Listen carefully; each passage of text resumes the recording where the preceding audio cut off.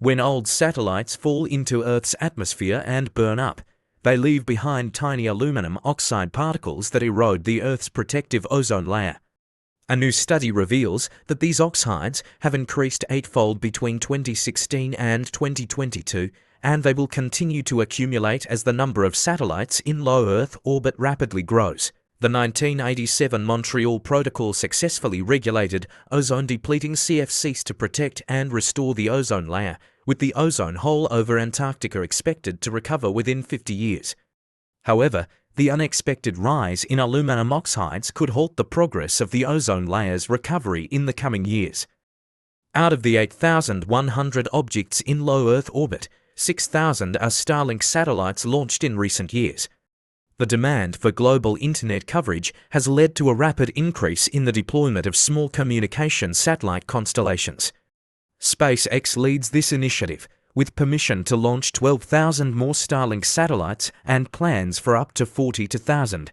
The study's authors note that Amazon and other companies worldwide are also planning constellations ranging from 3,000 to 13,000 satellites. The lifespan of internet satellites in low Earth orbit is about 5 years. Companies must then launch replacement satellites to maintain internet service, perpetuating a cycle of planned obsolescence and unplanned pollution. Aluminum oxides trigger chemical reactions that deplete stratospheric ozone, which protects the Earth from harmful UV radiation. These oxides don't chemically react with ozone molecules directly. Instead, they trigger destructive reactions between ozone and chlorine, depleting the ozone layer.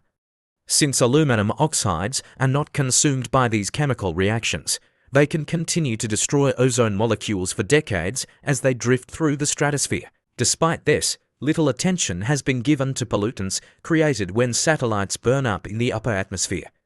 Previous studies on satellite pollution mostly focused on the consequences of rocket fuel release during space launches. The authors from the University of Southern California's Viterbi School of Engineering state that the new study provides the first realistic estimate of the scale of this long-lived pollution in the upper atmosphere.